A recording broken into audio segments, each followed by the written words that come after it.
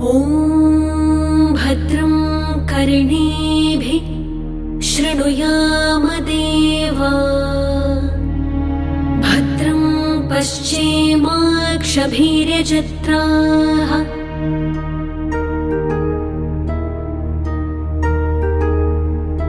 स्थिरैरङ्गैस्तुष्टुवासस्तनूभिः व्यशेम देवहितं यदायुः। ॐ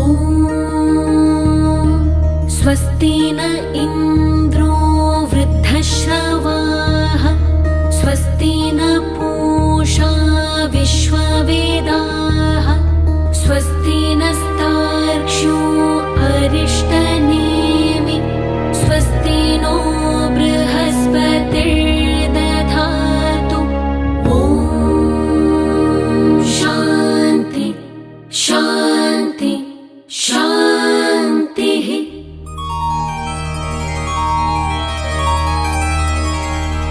ॐ नमस्ते गणपतये त्वमेव प्रत्यक्षं तत्त्वमसि त्वमेव केवलं कर्तासि त्वमेव केवलं धर्तासि त्वमेव केवलं हर्तासि त्वमेव सर्वं खल्विदं ब्रह्मासि त्वं साक्षादात्मासि नित्यं हृतं वच्मि सत्यं वच्मि अवत्वं माम् अववक्तारम् अवश्रोतारम् अवदातारम् अवधातारम् अवानोचानमवशिष्यम् अवपश्चातात् अवपुरस्तात् अवोत्तरातात् अवदक्षिणातात् अवचोर्ध्वातात् अवधरातात् सर्वतो मां पाहि पाहि समन्तात्। त्वं वाङ्मयस्त्वं चिन्मय त्वं आनन्दमयस्त्वं ब्रह्ममय त्वं सच्चिदानन्दाद्वितीयोऽसि त्वं प्रत्यक्षं ब्रह्मासि त्वं ज्ञानमयो विज्ञानमयोऽसि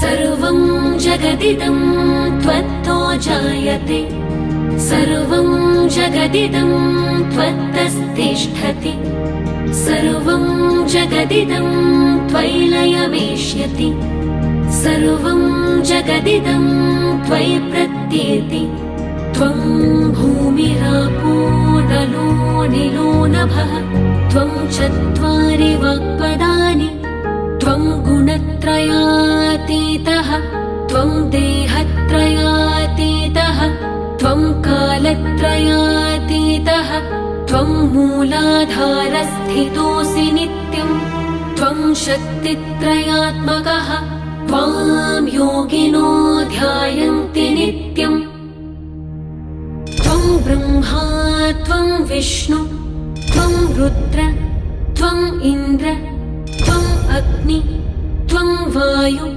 त्वं सूर्य त्वं चन्द्रमास्त्वं ब्रह्मभूर्भुवस्वरो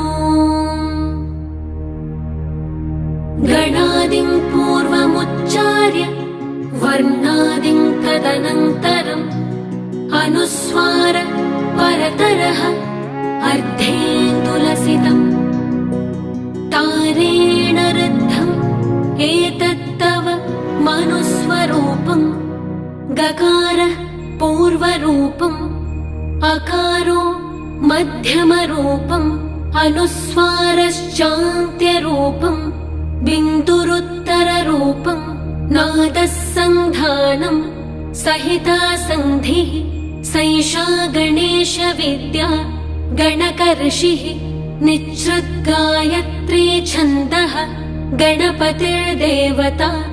ॐ गं गणपतये नमः। एकदन्ताय विद्महे वक्रतुण्डाय धीमहि तन्नोदन्ति प्रचोदयात्। एकदन्तं चतुर्हस्तं पाशमङ्कुशधारिणम् रदं च वरदं हस्तै बिभ्राणं मूषकध्वजं रक्तं लम्बोदरं शूर्पकर्णकं रक्तवाससं रक्तगन्धानुलिप्ताङ्गं रक्तपुष्पैः सुपूजितं भक्तानुकम्पिनं देवं जगत्कारणमच्युतम् आविर्भूतं च सृष्ट्यादौ प्रकृते पुरुषात् परम् एवं ध्यायति यो नित्यं स योगी योगिनां वरः। नमो व्रातपतये नमो गणपतये नमः प्रमथपतये नमस्ते अस्तु लम्बोदरायैकदन्ताय विघ्ननाशिने शिवसुताय श्रीवरदमूर्तये नमो नमः।